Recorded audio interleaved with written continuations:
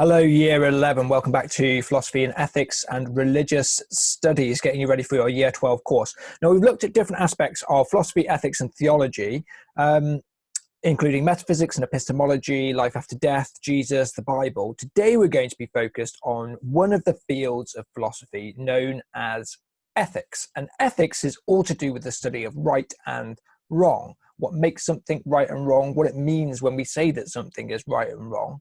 And we're going to look at 5 big ethical theories. So there are different ways of understanding right and wrong, and those tend to get grouped within theories. So we'll look at 5 popular ones today to give you an idea of the different ways that we might go about evaluating actions and character.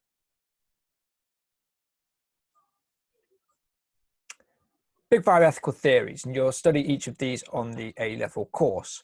So first of all, let's start with an ethical question that we might ask, one to test your intuitions against. So pause the video and write down your initial response to this question. Is it wrong to kill? And we might even want to qualify it. So what if I change it to, is it always wrong to kill? Write down your initial reaction to that answer.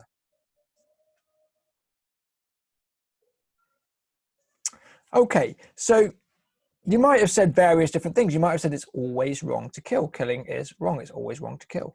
You might have said it's wrong to murder. It's wrong to kill somebody unlawfully.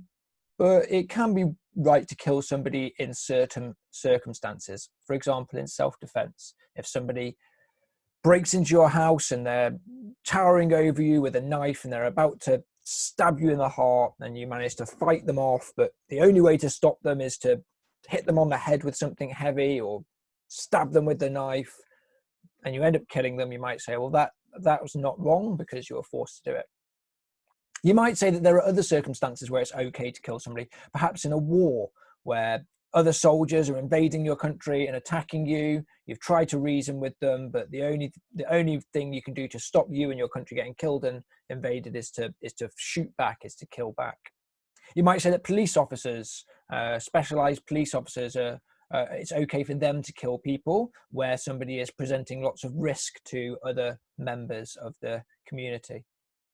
So we could say, yes, it's wrong to always kill, or we could say, no, it's not always wrong to kill. And when we're doing that, we're looking at ethical questions. We're trying to evaluate what it means for something to be wrong.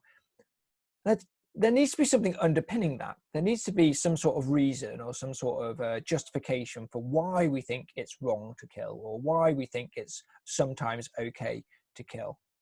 Otherwise, we're just sort of expressing general opinions or intuitions, and philosophers want to give reasons that underpin it. So I think that it's always wrong to kill because, and we'll look at how the theories deal with that in different ways. So one way of answering that could be within a religious context. You could say, I think it's wrong to kill because it says so in the 10 Commandments. God says it is wrong to kill. So that's it. That's the justification. That's what I'm grounding my belief in, almost like an anchor. That's what the anchor is for that belief. That's the foundation to it. There are different ways of assessing right and wrong, okay? And that's what we're going to look at.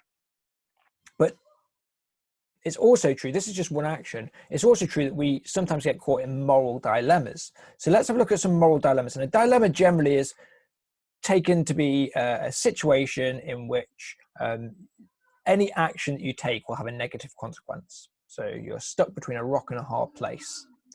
It would be really easy if the actions that we were considering were, should I give £1 million to charity or murder the next stranger on the street? Well, that's fairly easy because one is obviously, well, not obviously, but one is usually taken to be the right thing to do and one to be a wrong thing to do. But what about when we just have bad options? So let's look at our first ethical theory, which tries to grapple with this, utilitarianism. And the root word there is utility. And utility means usefulness. How useful is an action? Utilitarianism says the right action to do is the most useful action, and the most useful action is that which brings about the most pleasure. And it grounds it in pleasure. It says right things are to do with pleasure. If they bring pleasure, they're right. If they bring pain, they're wrong. So let's take a look at one of those moral dilemmas. You might have seen this before. It's a very, very famous ethical thought experiment. It's called the trolley experiment because in America, they call trams trolleys. So this is a tram and it's running along some lines and it's going to kill these 5 people who have been tied up and put on the tracks. So the tram is moving towards these people. It's going to run them all over and kill them. And you see this and you notice that there's a lever that could change the tram's tracks. So the question is, should you pull the lever? Here's the difficulty. There is a person on the other track. There's 1 person here and 5 people here. If you just leave it, the 5 people will die. If you pull the lever, this 1 person will die. Should you pull the lever? Would you pull the lever? So most people say that they would pull the lever here. They say, gosh, it's a horrible dilemma, but it's better for 1 person to die than for 5 people to die. Okay, it's basic maths. So let's take a similar thought experiment. This time, there's 5 people on the tracks that are going to get killed by the tram again, but imagine there's a really fat man standing on a bridge. So there's a really fat man standing on a bridge, and you could push that man off the bridge, and he's so fat that it would stop the tram. He would be heavy enough to stop the tram, and that would save the 5 people. So the question is, if you were standing on that bridge, imagine yourself standing on that bridge, you see those 5 people and you see the fat man. Should you push the fat man over the bridge onto the tracks to be killed by the tram so that we can save the 5 people? Would you do that? Imagine yourself on the bridge. Actually imagine yourself there with the person in front of you. Would you push him over? So this tends to split opinion a bit more. Lots of people here, people tend to say, yes, I pull the lever, but fewer people say that they would push the man. There seems something a bit more direct, a bit more active about doing that. It feels like you're really killing somebody, whereas here, the person's going to die anyway.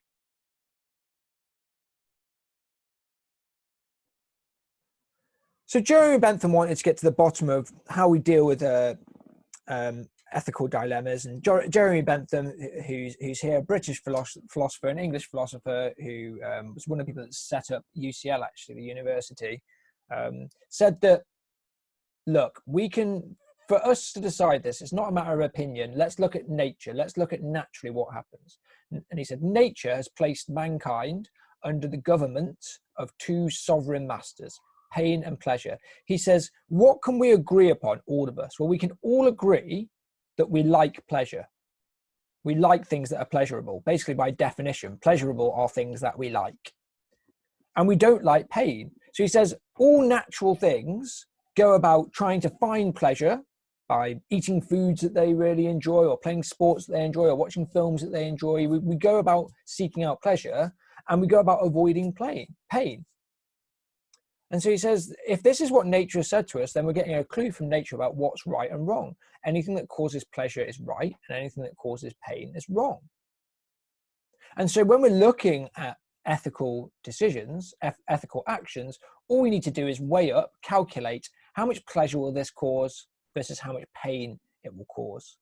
And he said, whatever creates the greatest good, the greatest amount of pleasure for the greatest number, that's what we should do. That's utilitarianism. There are problems with it, but that's utilitarianism. There are strengths and weaknesses with each of these ethical systems. Let's look at the next one. So utilitarianism is often called a consequentialist system or a teleological system. Consequentialist or teleological, both of them mean that you look at the consequences of an action to discover whether it's right or wrong.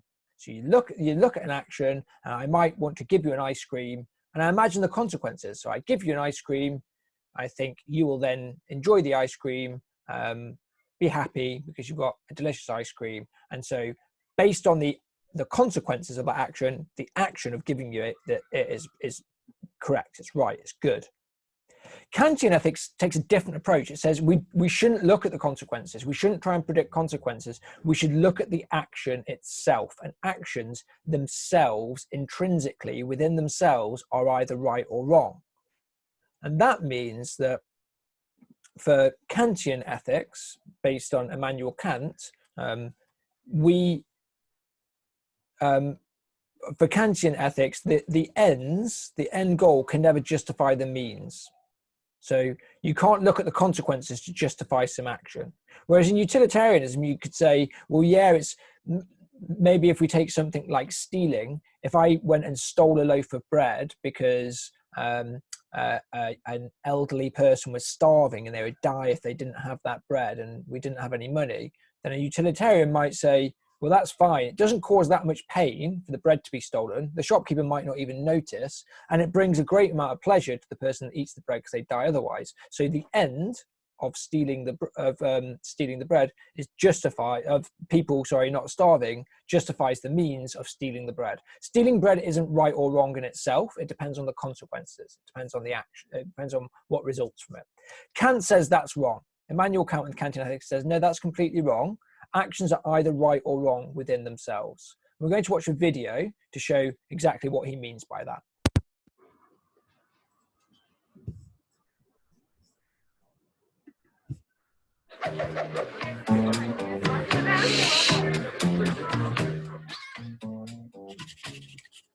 If a sinister-looking man carrying an axe knocked on your door and asked you where your best friend was, would it be morally acceptable to tell a lie? Immanuel Kant, surprisingly, thought it wouldn't. The example of the would-be murderer is his. Tell the truth is what Kant called a categorical imperative, an absolute duty, one without exceptions. It applies to everyone, whatever the consequences. In fact, Kant argued that if you told a lie which, by chance, led to the axeman finding your friend, that would be on your conscience. So if you tell the axeman that your friend is not in the house when he is, and your friend then sneaks out the back door and bumps into the axeman, anything that then happens is, to some extent, your responsibility. But if you told the truth, then the consequences for your friend, no matter how grisly, should not be on your conscience. This brings out how different his moral stance was from utilitarianism, the philosophy that you should do whatever brings about the greatest happiness. A utilitarian would think about the consequences of telling the truth or of lying. In contrast, for Kant, some actions were just wrong, even if good consequences might flow from them. This is known as a deontological approach to ethics.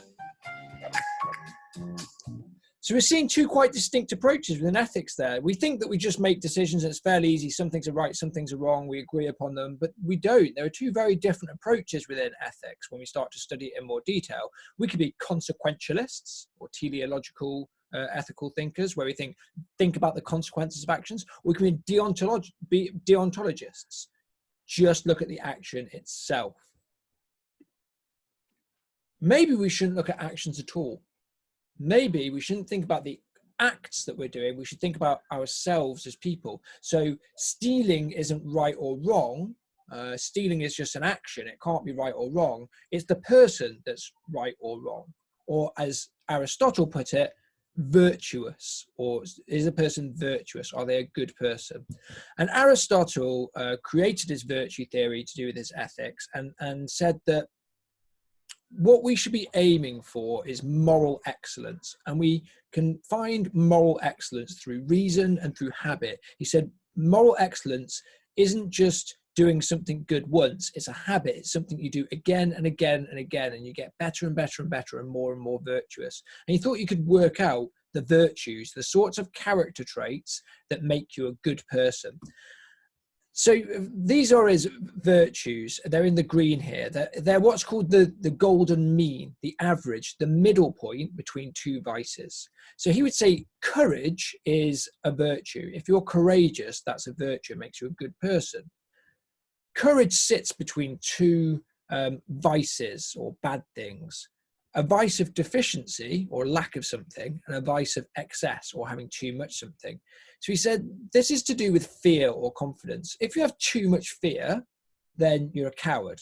If you never do anything, you've got too much fear, you're a coward. Vice of deficiency. If you are constantly bowling recklessly, overconfidently into situations, then you're too rash. You're overly rash. And so that's an excess of vice, having too much. The golden mean, the perfect sweet spot in the middle, that's where the virtue is. It's where you have courage. And I'll let you read the different virtues here and how they're in between the different vices, so you can get a sense of what Aristotle thought made somebody a good person, a virtuous person. Read those.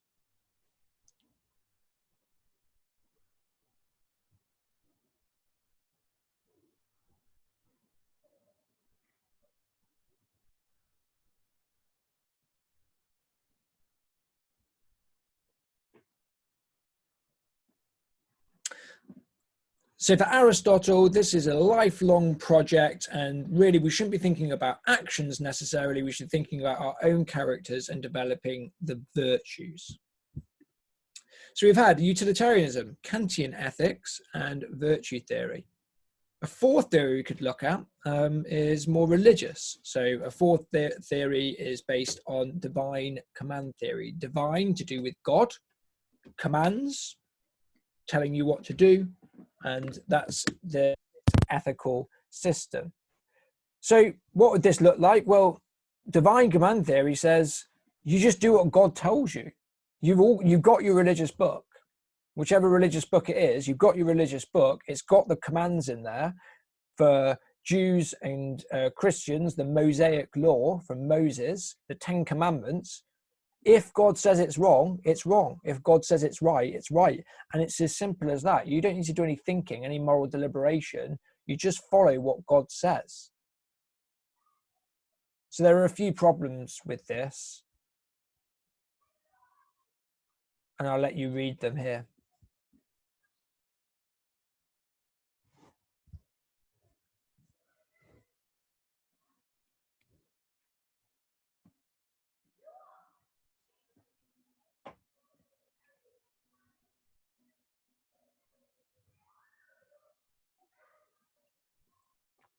So a few difficulties. One is, if God said that murder was good, would it be good? If God said murder is a good thing to do and protecting people is evil, would that be true? And this brings us to the concept of moral facts. Are there just moral facts outside of everything else? So is murder wrong because God says so? Or does God say that murder is wrong because it's wrong?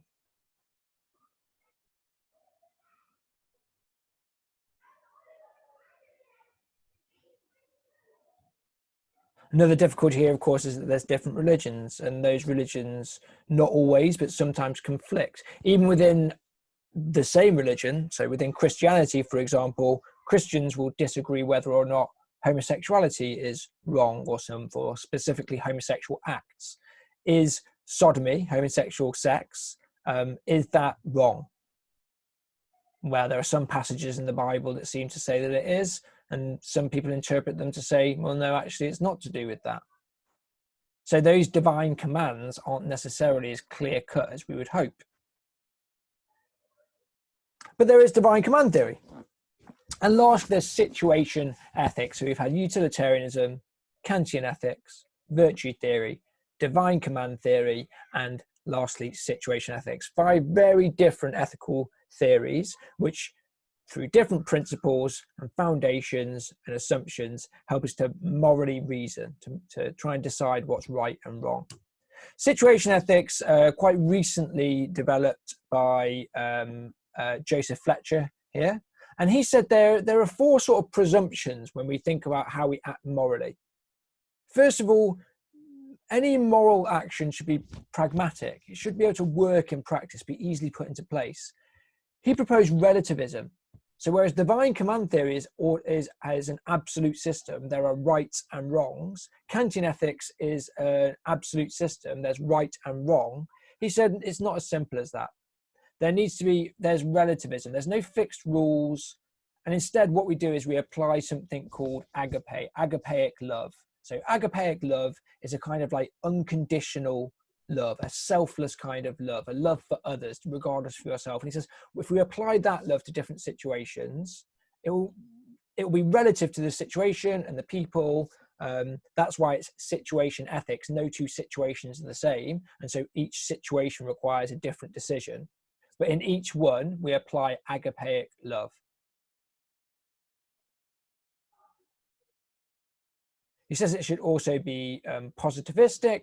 So those principles of Christian love, even if you're not a Christian, those principles of Christian love help you to value the things, show what things should be valued and shouldn't be valued. Namely, we should value loving others. And lastly, personalism. So he says too many ethical theories have all these rules. They're almost like legal codes. They're almost like laws. He says we should put people at the center of it. So we should have pragmatism, relativism, positivism, and personalism. And that gives us an ethical theory, which is not as clear cut, doesn't give you clear rules, but is more context dependent. Those are our 5 big ethical theories. A very quick run through. There are strengths and weaknesses with either. There's not a right ethical theory. I hope that as you think about this, you'll think, when I try and make up my mind about an ethical decision, what sort of reasoning am I using? So when, for example, you're considering whether or not to share something with friends or family members, what moral reasoning are you using there? You might think, well, if I share this, then in the future they will share something with me. Does that make it a moral action? If what you're thinking about is your own gain? Maybe it does, maybe it doesn't. If you think, well, no, it's not moral because you're only doing it because you want a reward, well, what about religious people who only act in a certain way so they can get the reward of heaven? Does that mean that their actions aren't moral? Lots to think about, strengths and weaknesses with each of them. I'm going to set you a task tomorrow. So if you want to do some further reading on those ethical theories, I'm going to put some links in for you and some extra videos. But otherwise, hopefully that introduction has just given you a taste of the sorts of ethical theories that we'll be considering on the A-level course. Thanks for joining. Bye.